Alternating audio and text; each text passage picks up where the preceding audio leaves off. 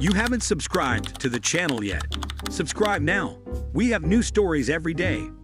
Now, let's go. Camping Chaos and the Unraveling Knot. Jason and Olivia had been married for 3 years. They were the picture of a modern couple. Young, ambitious, and enjoying life in their charming suburban home in Boulder, Colorado. They didn't have children yet, which gave them the freedom to pursue their individual passions. Jason was an avid outdoorsman. If it involved tents, campfires, and the great wilderness, he was all in. Every year, he and his group of 5 childhood friends, Tom, Ben, Eric, Sam, and Mike, planned an epic camping trip. It was their sacred tradition, a week-long escape into the Rocky Mountains, where they could reconnect with nature, and perhaps more importantly, escape the daily grind. Olivia, on the other hand, preferred the comforts of home. She adored hot showers, cozy slippers, and the predictable climate of their living room. The idea of sleeping on the ground, battling bugs, and braving the elements didn't exactly tickle her fancy. One evening, as they sat on their back porch sipping wine, Jason broached the subject. "Hey Liv, the guys and I are planning this year's camping trip. Thinking of heading out in a couple of weeks," he said, trying to sound casual. Olivia raised an eyebrow. "Already? Feels like you just got back from the last one." Jason chuckled nervously. "Well, time flies when you're having fun. Besides, it's only once a year, and you know how much it means to me." She sighed, swirling her wine. I know. You and your man versus wild adventures. Fine, go wrestle bears or whatever it is you do out there." He grinned. "You're the best. Maybe this year you'll change your mind and join us." She laughed out loud. "Oh sure, let me just pack my high heels and cocktail dresses for the wilderness." "Hey, high heels are great for aerating the soil," he quipped. She smirked. "I'll pass, but maybe I'll invite Sarah over. A girls' week sounds nice." "Great idea. Just promise me you won't have too much fun without me." "No promises," she winked. As the departure date approached, the excitement among Jason's friends was palpable. Group chats buzzed with gear checklists, weather forecasts, and playful banter. The night before the trip, Jason received a call from Mike. "Hey man, bad news," Mike said, his voice hoarse. "What's up?" Jason asked. "I caught this nasty flu. Fever, cough, the works. Doctor says I'm grounded for at least a week." "Ah, that sucks. Are you sure you're not just chickening out because of the rumored mountain lions?" Jason teased. Mike chuckled weakly. "Trust me, I'd rather face a lion than this. You guys go ahead without me." "Will do. Get better, buddy." Jason hung up and relayed the news to Olivia. "Mike's out. Looks like it's just the 4 of us," he said. "That's too bad. Give him my well wishes." Olivia replied. "I will. You all set for your girls' week?" She shrugged. "Actually, Sarah's swamped with work, so it's just me. But I have a stack of books and a Netflix queue that could reach the moon." "Sounds like a solid plan," he said, giving her a hug. "I'll miss you." "I'll miss you too. Don't forget to bring me back a souvenir. A rock or a twig or something equally thrilling," she joked. "How about a pine cone? The Rolls-Royce of forest gifts." "You're too generous," she laughed. The next morning, Jason loaded up his SUV with camping gear. His friends arrived, and after a flurry of high fives and last-minute checks, they set off, waving goodbye to Olivia, as she stood on the porch in her bathrobe, coffee mug in hand. "Don't get eaten by bears," she called out. "No promises," Jason shouted back. As the day unfolded, Olivia settled into her solo routine. She relished the quiet of the house, the freedom to watch guilty pleasure reality shows without judgment, and the liberty to eat cereal for dinner if she so chose. That evening, as she was contemplating whether to order pizza or Chinese, the doorbell rang. Puzzled, she glanced at the clock. 7 p.m. She wasn't expecting anyone. Opening the door, she was surprised to see Mike standing there, looking remarkably healthy for someone supposedly bedridden. "Mike, what are you doing here?" she asked, confusion knitting her brow. He flashed a sheepish smile. "Hey, Olivia, mind if I come in?" She hesitated. Sure. I thought you were sick." He stepped inside, glancing around the foyer, feeling much better. "Must have been a 24-hour bug or something." "That's good. Jason will be thrilled to hear you're okay." Mike cleared his throat. "Yeah, about that. I didn't want to ruin the trip by making them come back for me, so I figured I'd just lay low. Olivia crossed her arms. So you lied about being sick. He raised his hands defensively. Not exactly. I wasn't feeling great, but I recovered quickly. She eyed him skeptically. All right, so what brings you here? I was just in the neighborhood and thought I'd check in on you. See if you needed anything. That's thoughtful. But I'm fine, she said curtly. Well, since I'm here, maybe I could keep you company for a bit. Beats sitting at home alone. Mike, I appreciate the gesture, but it's getting late. He glanced at his watch. It's only 7. Yes, and I have plans. To reorganize my sock drawer, she said flatly. He chuckled. You always were funny. Come on, Olivia, it's just a friendly visit. She sighed. Fine, but only for a little while. They moved to the living room, and she offered him a drink. Just water, thanks, he said, making himself comfortable on the couch. An awkward silence settled between them. So, how's work? She asked, trying to make polite conversation. Same old. Actually, I've been thinking about making some changes. Maybe start my own business. That's exciting, she replied, feigning interest. Yeah, I've always admired how supportive you are of Jason's interests. Not many women would be okay with their husbands disappearing into the woods for a week. She shrugged. Everyone needs their space. He nodded. True. Speaking of space, this is a big house for just the two of you. She raised an eyebrow. It's cozy enough. Must get lonely sometimes, he said, his gaze lingering a bit too long. She stood up. Well, I should probably let you get home. Don't want you relapsing. He got the hint and rose to his feet. Of course. Maybe I'll stop by later this week. Actually, I'll be quite busy, but thanks for checking in. As she closed the door behind him, Olivia couldn't shake the uneasy feeling that something was off. She decided not to mention it to Jason. No need to worry him over what was likely nothing. The next day passed without incident. Olivia immersed herself in a new novel and treated herself to a spa day at home. But that evening, just as she was settling in for a movie marathon, the doorbell rang again. Dread pooled in her stomach as she peered through the peephole. Sure enough, Mike stood on her doorstep, this time holding the bottle of wine. She contemplated pretending not to be home, but realized her car was in the driveway and the lights were on. Resigned, she opened the door a crack. Mike, it's late. He grinned. It's 8 o'clock. Thought you might like some company. I'd brought Pinot Noir. Your favorite. How did you know that's my favorite? She asked, a note of suspicion in her voice. Jason mentioned it once. Come on, Olivia. Don't make me drink alone. She sighed. Fine, but just one glass. They sat in the kitchen, and she kept the conversation superficial. He, however, seemed intent on steering it into murkier waters. Olivia, I always felt a connection between us, he said, swirling his wine. She stiffened. Mike, I think you've misread the situation. He leaned in slightly. Have I? You're here alone. I'm here alone. Seems like fate. She stood up abruptly. I think it's time for you to leave. He smirked. Don't be like that. We're just two adults enjoying a drink. Good night, Mike, she said firmly, moving toward the front door. He followed, his demeanor shifting. You don't have to pretend, Olivia. I see the way you look at me. She turned to face him, anger flashing in her eyes. Get out. Now. He held up his hands. All right. No need to get worked up. She watched as he walked out, closing the door behind him. Heart pounding. She locked the door and double-checked all the windows.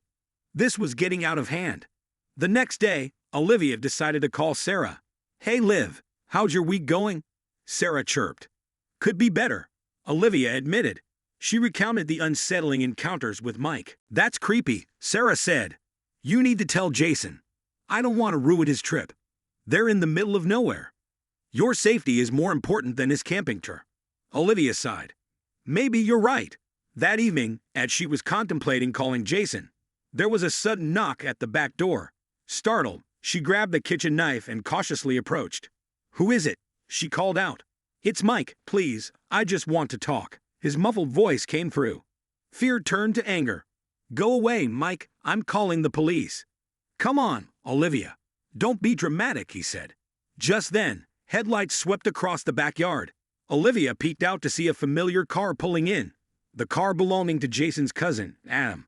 Relief washed over her as she hurried to the front door, flinging it open just as Adam was stepping out of his car. Olivia, everything all right? Adam asked, noticing her distress. Adam, thank goodness you're here. Mike is lurking around. He won't leave me alone, she blurted out. Adam's expression hardened. Where is he? At the back door. Without hesitation, Adam strode toward the backyard, Olivia following close behind. Mike, what the hell are you doing? Adam barked. Mike turned, surprise flickering across his face. Adam, this isn't what it looks like. It looks like you're harassing my cousin's wife, Adam retorted. Mike glared. Mind your own business. Adam stepped forward. Leave. Now, or I call the cops. Mike's jaw clenched. Fine, I was just leaving anyway. As Mike disappeared into the night, Olivia let out a shaky breath. Thank you, she said to Adam. No problem. I was just dropping off some tools I borrowed from Jason. Are you okay? She nodded. I am now. Does Jason know about this? Not yet. I didn't want to worry him. Adam frowned. He needs to know. You're right. I'll call him. After Adam left, Olivia tried reaching Jason, but his phone went straight to voicemail. Of course, she muttered. No signal in the wilderness. Meanwhile, Adam, concerned for Olivia's safety, decided to send Jason an email, hoping he'd get it if he checked in anywhere with Wi-Fi. 2 days later, Jason and his friends hiked to a spot with cell reception. As they rested, Jason checked his phone and found several missed calls from Olivia and an email from Adam, marked urgent. A knot formed in his stomach as he read the email detailing Mike's behavior. Guys, I need to head back, Jason announced, his voice tight. Everything okay? Ben asked. No, Mike's been harassing Olivia. Eric's eyes widened. What?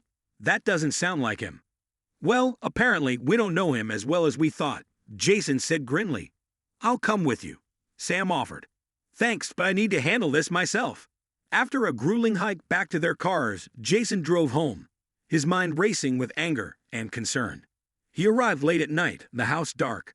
Quietly, he entered to avoid startling Olivia. Finding her asleep on the couch, he gently woke her. Jason, she murmured, blinking in disbelief. You're back. He pulled her into a tight embrace. I'm so sorry I wasn't here. She clung to him. It's okay. I'm just glad you're home. They sat down, and she recounted everything that had happened. His expression darkened with each detail. That bastard, he muttered. I trusted him. Please don't do anything rash, she urged. But Jason's mind was made up. The next morning, he paid a visit to Mike's apartment. Pounding on the door, he waited, fists clenched at his sides. The door opened, and Mike appeared, looking surprised. Jason, back so soon, he said innocently. Without a word, Jason swung, his fist connecting squarely with Mike's jaw. Mike stumbled back, crashing into a side table. What the hell? Mike shouted, rubbing his jaw. You know exactly what this is for, Jason growled. Stay away from my wife. Mike scrambled to his feet. You're crazy. I didn't do anything. Don't lie to me. Olivia told me everything. And Adam saw you. Mike scoffed. She's exaggerating. I was just checking on her. At night? Uninvited? Peering through windows? Mike sneered. Maybe if you satisfied her needs, she wouldn't be so lonely. Red flashed before Jason's eyes. You crossed the line. They grappled, trading blows until neighbors, alerted by the commotion, called the police. Both men were detained, sitting in the back of squad cars as officers sorted out the situation. At the station, Jason explained everything, and after verifying his story, the police released him with a warning. Mike, however, was held on charges of harassment and trespassing. Returning home, Jason found Olivia waiting anxiously. Are you all right? She asked, eyes wide with worry. He nodded, exhaustion etched on his face. It's over. He's been arrested. She sighed with relief. I'm glad you're safe. But the ordeal had taken its toll. The trust between them had been shaken. Not because of anything Olivia had done, but because Jason couldn't shake the guilt of leaving her vulnerable. Weeks passed, and while Mike awaited trial, rumors began swirling in their social circles. Some questioned Olivia's role, unfairly casting doubt on her integrity. At a gathering, Jason overheard whispers. Maybe she led him on. Someone muttered. Wouldn't be the first time, another said. Fury boiled within Jason. Confronting them, he declared, If you have something to say about my wife, say it to my face. An uncomfortable silence followed. Feeling isolated and betrayed by their community, Jason and Olivia retreated inward. The stress began to fracture their relationship. Arguments erupted over trivial matters. "I feel like you're blaming me," Olivia said one night, tears streaming down her face. "I'm not blaming you," Jason sighed. "I'm angry at myself for not being here." "That's not fair. You couldn't have known." "I should have. Mike was my friend. I brought him into our lives."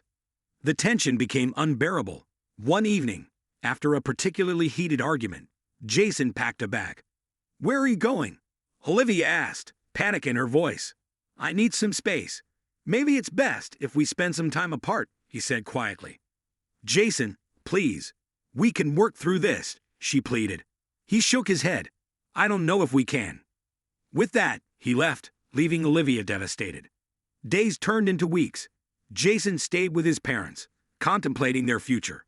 Olivia, feeling abandoned, sought solace in therapy, trying to process the whirlwind that had upended her life. One afternoon, she received divorce papers. Staring at the documents, her hands trembled. It felt surreal. When they finally met to discuss terms, the atmosphere was heavy with unspoken words. "Is this really what you want?" she asked, her voice barely above a whisper. He looked away. "I think it's for the best. After everything we've been through, you're just going to walk away." He sighed. "We can't go back to how things were. Too much has happened. Jason, I love you. Can't we at least try counseling?" He met her gaze, his eyes filled with regret. "I'm sorry, Olivia. I just can't." The divorce was finalized quietly, but the fallout was anything but. Friends took sides, and gossip spread like wildfire. Mike, having been released on probation, continued to stir trouble, insinuating that there had been more between him and Olivia. Unable to bear the scrutiny, Olivia decided to move to Seattle, hoping for a fresh start. As she packed up the house that had once been filled with laughter and love, she stumbled upon a photo album. Pictures of happier times. Tears blurred her vision as she flipped through the pages. Meanwhile, Jason remained in Boulder, haunted by memories and what-ifs. One evening, he met up with Adam. "You look like hell," Adam remarked. "Feel like it too," Jason admitted. "Did you ever consider that divorcing Olivia was exactly what Mike wanted?" Adam asked pointedly. Jason frowned. "What do you mean?" "Think about it. He wanted to destroy what you had because he couldn't have it himself." Jason rubbed his temples. "It's too late now." "Is it? Or are you just too stubborn to fix it?" That night, Jason pondered Adam's words. Realizing he might have made a terrible mistake, he tried reaching out to Olivia, only to find her number disconnected. Desperate, he drove to their old house, but it was empty. A for sale sign stood starkly in the front yard. He called Sarah, who informed him of Olivia's move. "She didn't leave an address," Sarah said coldly. "Maybe it's better this way." Months turned into years. Jason threw himself into work, but couldn't shake the lingering ache of lost love. One day, while attending a conference in Seattle, he wandered into a quaint bookstore. As he browsed the shelves, a familiar voice caught his ear. "Can I help you find something?" He turned to see Olivia standing there, looking as radiant as ever. "Olivia," he breathed. Her eyes widened in surprise. "Jason, what are you doing here?" "I'm in town for a conference." "I didn't know you were here." She offered a polite smile. "Well, now you do." An awkward silence stretched between them. "Can we talk?" he asked tentatively. She considered for a moment. "I suppose we can." They walked to a nearby cafe, the air thick with unspoken emotions. "You look good," he said. "Thank you. So do you." "I wanted to apologize," he began. "For everything." She stirred her coffee. "It's in the past. I was wrong to leave. I shouldn't have fought for us." She met his gaze. "Yes, you should have. Is there any chance at all that we could try again?" She sighed softly. "Jason, I built a new life gear. It wasn't easy, but I'm happy." He nodded slowly. "I understand. Sometimes things happen that we can't fix," she said gently. He swallowed hard. "I just needed you to know how sorry I am." "Thank you," she said, reaching across the table to squeeze his hand briefly. They parted ways amicably, but as Jason walked away, he knew that some wounds never fully heal. Epilogue. Olivia continued her life in Seattle, eventually finding love again with someone who cherished her fully. Jason returned to Boulder, carrying the weight of regret. He dedicated his time to mentoring young outdoor enthusiasts, hoping to impart wisdom beyond just survival skills. As for Mike, his actions eventually caught up with him, leading to further legal troubles that landed him behind bars.